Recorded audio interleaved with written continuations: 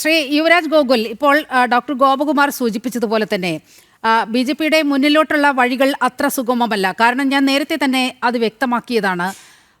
ഈ ഇടത് വലത് മുന്നണികൾ ബി ജെ പി വരാതിരിക്കാൻ വേണ്ടി എത്രത്തോളം വലിയ നീക്കങ്ങൾ നടത്തി എന്ന് നമ്മൾ നേരത്തെ തന്നെ കണ്ടിട്ടുള്ളതാണ്. ഇന്ന് ആ ചിത്രം ഒന്നുകൂടി തെളിഞ്ഞു വരുന്ന ഒരു സാഹചര്യമുണ്ട്. ഇന്ത്യ മുന്നണി ഒരു മുന്നണിയായി തന്നെ നിന്നുകൊണ്ട് ബി ജെ പി കടന്നു വരാതിരിക്കാൻ ഒരു തരത്തിലും ബി ജെ പി അവിടെ ശക്തി ആർജിക്കാതിരിക്കാനുള്ള വലിയ നീക്കങ്ങൾ നടന്ന ചില കേന്ദ്രങ്ങളുണ്ട്. ഒന്ന് അയിരൂർ പഞ്ചായത്ത്, ചേലക്കര പഞ്ചായത്ത്, അതുപോലെ അഗളി, പൊന്നാനി ബ്ലോക്ക് പഞ്ചായത്ത്, ചേലക്കര, ഇവിടെയൊക്കെ ബദ്ധവൈരികളായി നിന്നുകൊണ്ട് തെരഞ്ഞെടുപ്പിനെ നേരിട്ട ആളുകൾ ഒറ്റക്കെട്ടായി നിന്ന് ഇന്ന് പഞ്ചായത്തിൻ്റെ ഭരണസാരഥ്യം കൈയാളുന്ന അവസ്ഥ നമ്മൾ കണ്ടു. ഇവിടെയൊക്കെ CPM പിന്തുണയ്ക്കുന്നു, അല്ലെങ്കിൽ LDF സ്വതന്ത്രൻ കോൺഗ്രസിനെ പിന്തുണയ്ക്കുന്നു, മറിച്ചും സംഭവിക്കുന്നു. അപ്പോൾ ആത്യന്തികമായ ലക്ഷ്യം എന്ന് പറയുന്നത് BJPയുടെ വരവ് തടയലാണ്. അത് ഇന്ത്യ മുന്നണി എന്നുള്ള രൂപത്തിൽ അവർ മാറേണ്ട സമയത്ത് മാറുകയും ചെയ്യുന്നുണ്ട്. അപ്പോൾ ഈ പുറത്ത് പറയുന്ന ഈ പരസ്പരം പറയുന്ന കുറ്റപ്പെടുത്തലുകൾ, രാഷ്ട്രീയ വിദ്വേഷം, ഇതൊക്കെ BJPയുടെ കാര്യം വരുമ്പോൾ അതെല്ലാം മാറ്റിവെച്ചുകൊണ്ട് ഇവർ ഒറ്റക്കെട്ടാകുന്ന കാഴ്ച ഇന്നും നമ്മുടെ മുന്നിൽ കാണുകയാണ്. ശ്രീ യുവരാജ് ഗോകുൽ. അല്ല, അതിലേക്ക് ഞാൻ വരാം. ഒന്നാമത്തെ കാര്യം, എനിക്ക് അദ്ദേഹം പറഞ്ഞ ശ്രീ ജലീൽ പുനലൂർ അദ്ദേഹം പറഞ്ഞ വിഷയങ്ങളിൽ നിന്ന് മറുപടി പറഞ്ഞു വരണമല്ലോ. ഒന്നാമത്തെ കാര്യം, BJPക്ക് വളർച്ചയില്ല എന്നാണ് അദ്ദേഹം ഉന്നയിച്ച ഒരു വാദം എന്ന് പറയുന്നത്. ശ്രീ ഗോപകുമാർ സാറ് അത് കുറച്ചുകൂടി ടെക്നിക്കലി അതിൻ്റെ മറ്റൊരു വശത്ത് നിന്ന് അദ്ദേഹം പറയുന്ന സാഹചര്യം ഉണ്ടായി.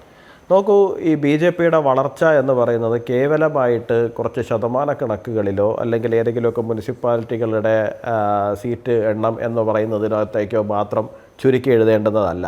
കാരണം ഇപ്പോൾ തിരുവനന്തപുരം കോർപ്പറേഷൻ BJP ജയിക്കുന്ന സമയത്ത് തന്നെയും ഇപ്പോൾ ഇടതുപക്ഷക്കാർ തന്നെ വലുതായിട്ട് പറയുന്നൊരു കാര്യമുണ്ട്.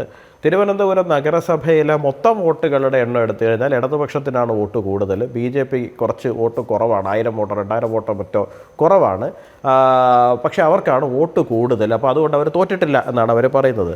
നോക്കൂ, കർണാടക എന്ന് പറയുന്നൊരു സംസ്ഥാനമുണ്ട്. കർണാടകത്തിൽ BJP അധികാരത്തിൽ വരുന്ന സമയത്തും കോൺഗ്രസിനേക്കാളും 3-4% എപ്പോഴും BJPക്ക് വോട്ട് കുറവായിരിക്കും. നിങ്ങൾ പരിശോധിച്ചാൽ മനസ്സിലാക്കും. BJPക്ക് 36%, കോൺഗ്രസിന് 40% ഒക്കെ വോട്ടുണ്ടാവും. അത് മറ്റൊന്നും കൊണ്ടല്ല, BJP മൈസൂർ ബെൽറ്റിൽ പലയിടത്തും BJP അധികം വലിയ മത്സരത്തിലില്ല എന്നുള്ളതാണ്. 224 സീറ്റുകൾ ഉള്ളതിനകത്ത് 155-160 സീറ്റുകളിലാണ് BJP മത്സരത്തിലുള്ളത്. മറ്റുള്ളിടത്ത് BJP മത്സരത്തിലില്ല. അവിടെ മത്സരം നടക്കുന്ന കോൺഗ്രസും JDS തമ്മിലാണ്. അതുകൊണ്ട് സ്വാഭാവികമായിട്ട് കോൺഗ്രസിനൊരു മേൽക്കൈ ഉണ്ടാവും. അതുപോലെ തന്നെ തിരുവനന്തപുരം കോർപ്പറേഷൻ്റെ അകത്തേക്ക് വരുന്ന സമയത്ത് തീർച്ചയായിട്ടും ഈ കോസ്റ്റൽ ബെൽറ്റുകളിലെ ഒരു 10-30ഓളം സീറ്റുകളിനകത്ത് BJP കുറച്ച് വീക്കാണ്. അപ്പോൾ അവിടെ പോരാട്ടം നടക്കുന്ന പ്രധാനമായിട്ട് LDFും UDFും തമ്മിലാണ് എന്നുള്ള തരത്തിലാണ് അവിടെ ഫൈറ്റ് നടക്കുന്നത്. അപ്പോൾ തീർച്ചയായിട്ടും BJPക്ക് അവിടെയൊക്കെ വോട്ട് കുറവായിരിക്കും. അതുകൊണ്ട് തന്നെ ടെക്നിക്കലി വോട്ട് കൂടുതൽ ആർക്കാണെന്ന് ചോദിച്ചു കഴിഞ്ഞാൽ അത് തീർച്ചയായിട്ടും LDFന് തന്നെ ആയിരിക്കും. അപ്പോൾ ആ പറയുന്നത് പോലെ തന്നെയാണ് BJPയുടെ ശതമാനം ഇത്രയേ കിട്ടിയുള്ളൂ എന്ന് പറയുമ്പോൾ തന്നെ നിങ്ങൾ മനസ്സിലാക്കേണ്ടത് ആ ശതമാനം കിട്ടിയിരിക്കുന്നത് കോൺസെൻട്രേറ്റ് ചെയ്ത് കിട്ടിയിരിക്കുന്ന വോട്ടാണ്. ഇപ്പോൾ നമുക്ക് മലപ്പുറത്ത് പറയുന്ന പോലെ വോട്ടുണ്ടാവില്ല, വയനാട് ജില്ലയിൽ നമുക്ക് പറയുന്ന പോലെ വോട്ടുണ്ടാവില്ല, കണ്ണൂരിലെ ചില മേഖലകളിൽ നമുക്ക് വോട്ടുണ്ടാവില്ല. അപ്പോൾ അങ്ങനത്തെ ചില മേഖലകളുണ്ട്. അപ്പോൾ സ്വാഭാവികമായിട്ടും ഈ പ്രദേശങ്ങളെ മാറ്റി വച്ചുകൊണ്ട് നമ്മൾ ഇപ്പോൾ കണക്കെടുക്കുകയാണെന്നുണ്ടെങ്കിൽ BJP ഒരു 20-25% വോട്ടിലേക്കൊക്കെ ഇപ്പോഴും നിൽക്കുന്നുണ്ടാവും. സത്യം പറഞ്ഞു കഴിഞ്ഞാൽ നിയമസഭാ തെരഞ്ഞെടുപ്പിനകത്ത് വലിയൊരു ഇമ്പാക്റ്റ് ഉണ്ടാക്കാൻ വേണ്ടിയിട്ട് അത് മാത്രം മതിയാകും. അത് മാത്രമല്ല, ഈ തിരുവനന്തപുരം കോർപ്പറേഷനിലെ BJPയുടെ വിജയത്തിന് വലുതായിട്ട് വില കുറച്ച് കാണുവാൻ വേണ്ടിയിട്ട് ഇടതുപക്ഷം ബോധപൂർവ്വം ശ്രമിക്കുന്നുണ്ട്, UDFും വളരെ ബോധപൂർവ്വമായിട്ട് ശ്രമിക്കുന്നുണ്ട്. അത് അവരുടെ രാഷ്ട്രീയമായിട്ടുള്ള നിലനിൽപ്പിൻ്റെ ഭാഗമായിട്ടാണ്. അവരോട് എനിക്ക് ചെറിയ ചരിത്രങ്ങൾ മാത്രമേ ഓർമ്മിപ്പിക്കേണ്ടതുള്ളൂ. ഒന്നാമത്തെ കാര്യം എന്ന് പറഞ്ഞു കഴിഞ്ഞാൽ, BJP ഗുജറാത്ത് എന്ന് പറയുന്ന ഒരു സംസ്ഥാനത്തിലേക്ക് അധികാരത്തിലേക്ക് വരുന്നത് 1995-ലാണ്. പക്ഷേ അതിനുള്ള വഴി വെട്ടിത്തുറക്കുന്നത് 1987-ലെ അഹമ്മദാബാദ് കോർപ്പറേഷൻ തെരഞ്ഞെടുപ്പിൽ അഹമ്മദാബാദ് കോർപ്പറേഷൻ്റെ ഭരണം BJP പിടിച്ചെടുക്കുന്നതോടുകൂടിയാണ്. 1987 അഹമ്മദാബാദിൻ്റെ ഭരണം BJPയുടെ കയ്യിൽ വരുന്നു. 1990 മുഖ്യ പ്രതിപക്ഷമായിട്ട് BJP വരുന്നു.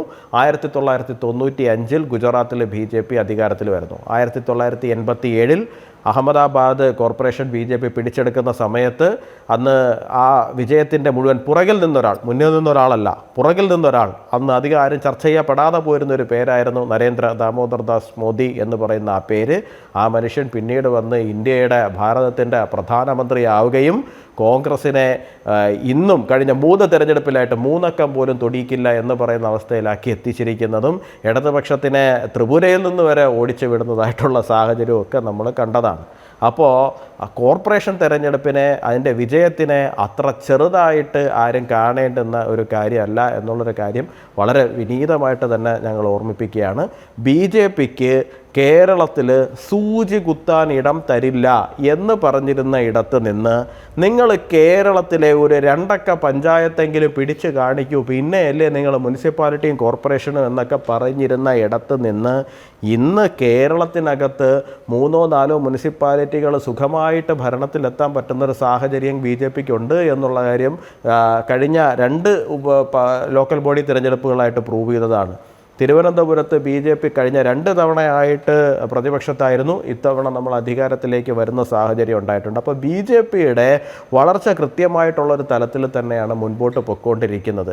വെറുതെ കാടടച്ച് വെടിവെക്കുന്നതിന് പകരം കൃത്യമായിട്ട് കൊള്ളേണ്ടിടത്ത് കൊള്ളിക്കുക, ജനങ്ങളെ ബോധ്യപ്പെടുത്തണമെന്നുണ്ടെങ്കിൽ നമ്മൾ അധികാരം പിടിച്ച് കാണിക്കുക എന്നുള്ളതാണ് പ്രധാനം. ആ അധികാരം തിരുവനന്തപുരം കോർപ്പറേഷനിലൂടെ BJPയുടെ നേതൃത്വത്തിന് പിടിച്ചെടുക്കുവാൻ വേണ്ടിയിട്ട് സാധിച്ചിട്ടുണ്ട്. അത് ജനങ്ങളെ കൃത്യമായിട്ട് ബോധിപ്പിക്കുവാൻ വേണ്ടി സാധിച്ചിട്ടുണ്ട്. രണ്ടാമതായിട്ട് ശ്രീ ജലീൽ പറഞ്ഞ ഒരു കാര്യമെന്ന് പറഞ്ഞു കഴിഞ്ഞാൽ SDPIയുടെ പിന്തുണയോടുകൂടി SDPI സഹായിച്ചതുകൊണ്ടാണ് എന്നാണ് പറയുന്നത്. നോക്കിവിടെ എന്താണ് അവർ SDPI സഹായിച്ചതെന്ന് പറയുന്നതെന്നറിയാമോ? SDPI ഒരു 3 വാർഡുകളിൽ മത്സരിച്ചു. ആ മത്സരിച്ചിട്ട് അവർ കുറേ വോട്ട് പിടിച്ചു. അവർ വോട്ട് പിടിച്ചത് കൊണ്ട് BJP ജയിച്ചു. ഇതാണ് അവർ പറയുന്നത്.